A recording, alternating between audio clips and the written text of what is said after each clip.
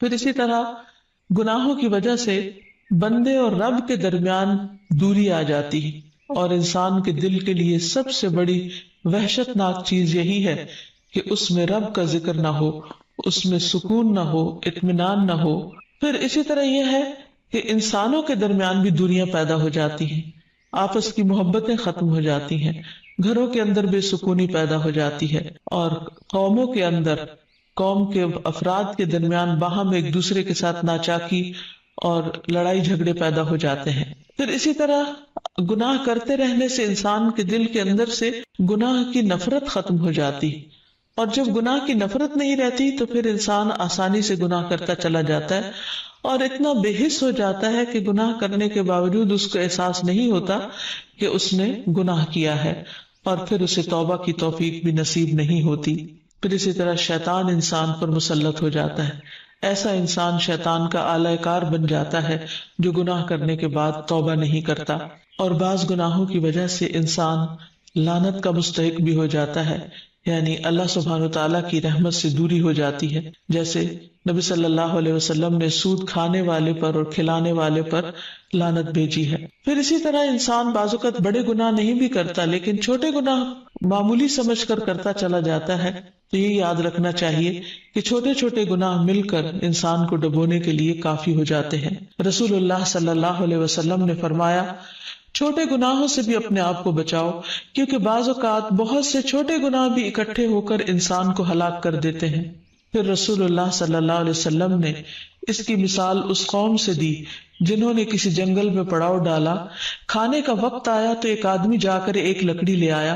دوسرا جا کر دوسری لکڑی لے آیا، یہاں تک کہ بہت سی لکڑیاں جمع ہو گئیں اور انہوں نے آگ جلا کر جو اس میں ڈالا پکا لیا، یعنی ایک ایک تنکا مل کر اتنی آگ بن گئی کہ پورا کھانا تیار ہو گیا۔ تو اسی طرح چھوٹے گناہوں کی کثرت انسان کو جلانے کے لیے کافی ہے، یعنی چھوٹے گناہوں کی کثرت انسان کے لیے بڑی مصیبت کا پیش خیمہ بن سکتی ہے۔ پھر اسی طرح قرآن مجید سے یہ بات بھی پتہ چلتی ہے کہ جب مختلف اقوام کھلم کھلا گناہ کرنے لگتی ہیں تو عمومی طور پر ان پر عذاب آ جاتا ہے۔ اللہ تعالیٰ فرماتے ہیں، وَاتَّقُوا فِتْنَةً لَا تُصِيبَنَّ الَّذِينَ ظَلَمُوا مِنْكُمْ خَاصَّةً وَاعْلَمُوا أَنَّ اللَّهَ شَدِيدُ الْعِقَابِ، اور اس مصیبت سے بچ جاؤ جو صرف انہی لوگوں کے لیے مخصوص نہ ہوگی جنہوں نے تم میں سے ظلم کیا، اور جان لو اللہ سخت سزا دینے والا ہے۔ یعنی اس عذاب سے بچ کے رہو، اللہ تعالیٰ سے توبہ کرتے رہو، کہیں ایسا نہ ہو کہ دوسروں کے گناہوں کی وجہ سے تم پر بھی عذاب آ جائے، کیونکہ جب کسی قوم میں گناہ ہوتے ہیں اور ان گناہوں کو روکنے کی کوئی کوشش نہیں کی جاتی تو پھر عمومی طور پر ایسی تکلیفیں آتی ہیں جو سب کو اپنی لپیٹ میں لے لیتی ہیں، حتیٰ کہ باقی مخلوقات پر بھی اس کا اثر پڑتا ہے، یعنی صرف انسان ہی نہیں جانوروں تک کو تباہ و برباد کر دیتی ہیں ایسی مصیبتیں۔ رسول اللہ صلی اللہ علیہ وسلم نے فرمایا، فاجر بندے کے مرنے پر اللہ کے بندے، شہر، درخت اور چوپائے سب آرام پا جاتے ہیں۔ پھر اسی طرح یہ ہے کہ قیامت کے دن انسان پر گناہوں کا بوجھ ہوگا جو اس کے لیے شرمندگی کا باعث ہوگا۔ قرآن مجید میں آتا ہے، وَلَا تَزِرُ وَازِرَةٌ وِزْرَ أُخْرَى وَإِن تَدْعُ مُثْقَلَةٌ إِلَىٰ حِمْلِهَا لَا يُحْمَلْ مِنْهُ شَيْءٌ وَلَوْ كَانَ ذَا قُرْبَىٰ، کوئی بوجھ اٹھانے والا دوسروں کے گناہوں کا بوجھ نہیں اٹھائے گا، اور اگر بوجھ سے لدا ہوا شخص کسی دوسرے کو اٹھانے کے لیے بلائے گا بھی تو کوئی اس کے بوجھ کا کچھ بھی حصہ اٹھانے کو تیار نہ ہوگا، اگرچہ وہ اس کا رشتہ دار ہی کیوں نہ ہو۔ اسی طرح قیامت کے دن گناہوں کے مطابق انسان کا جسم پسینے میں ڈوبا ہوا ہوگا،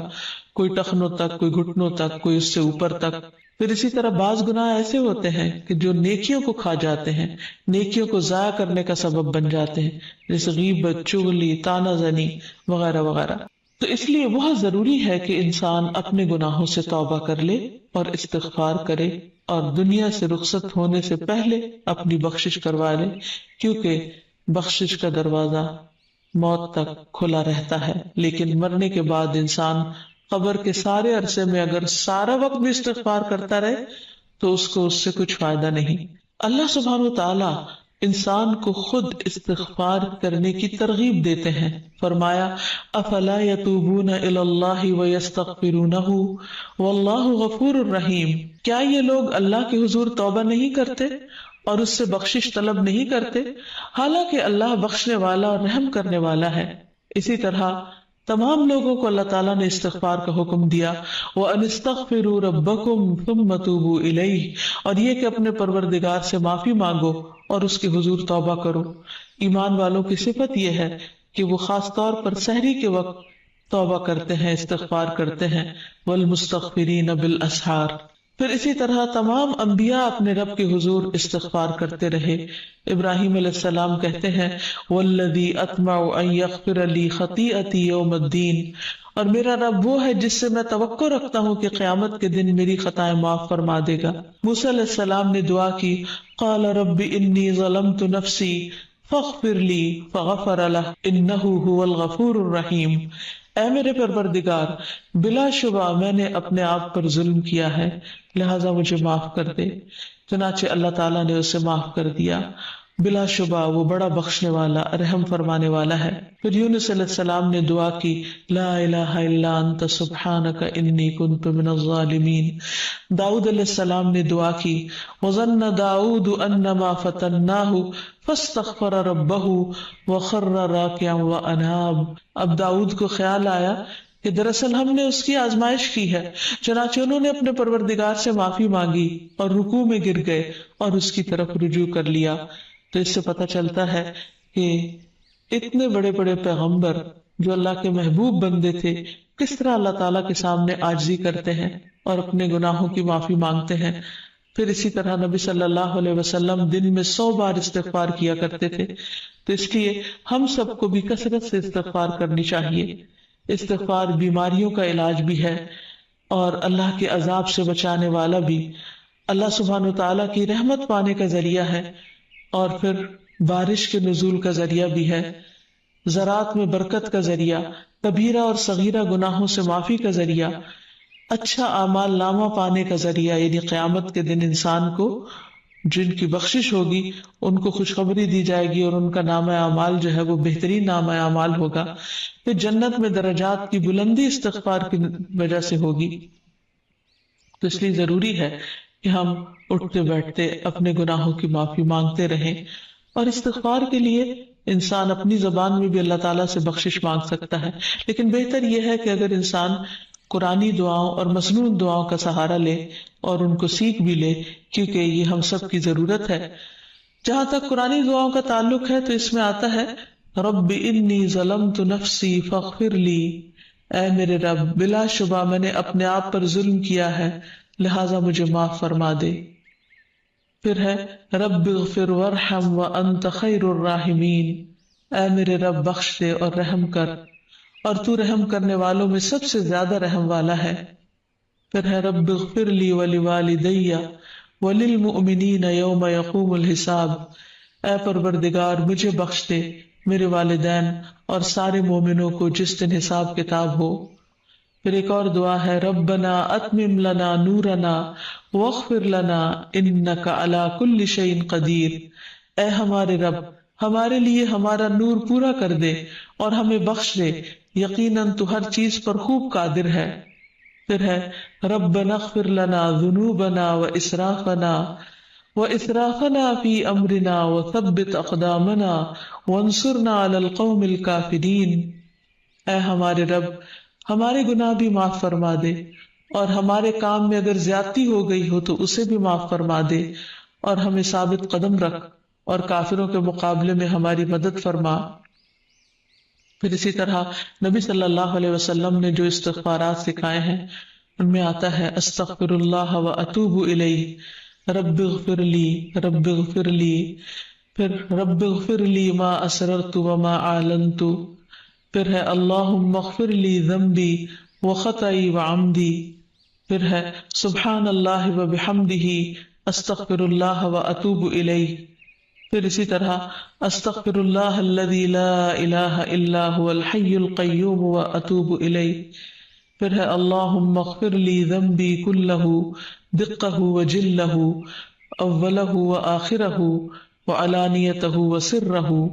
اے اللہ میرے تمام گناہ معاف کر دے، چھوٹے بڑے، اول آخر، ظاہری اور پوشیدہ۔ پھر اسی طرح اللہم انی ظلمت نفسی ظلما کثیرا ولا یغفر الذنوب الا انت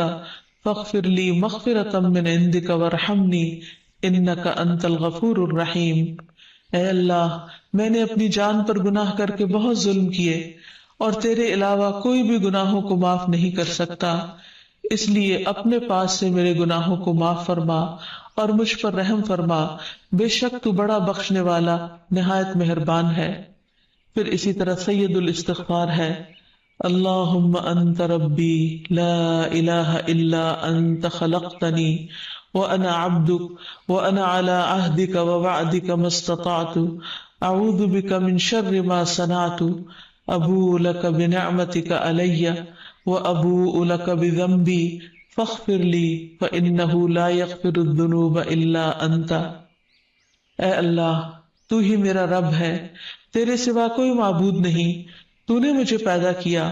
میں تیرا بندہ ہوں، اور جہاں تک میری استطاعت ہے تیرے عہد و پیمان پر قائم ہوں۔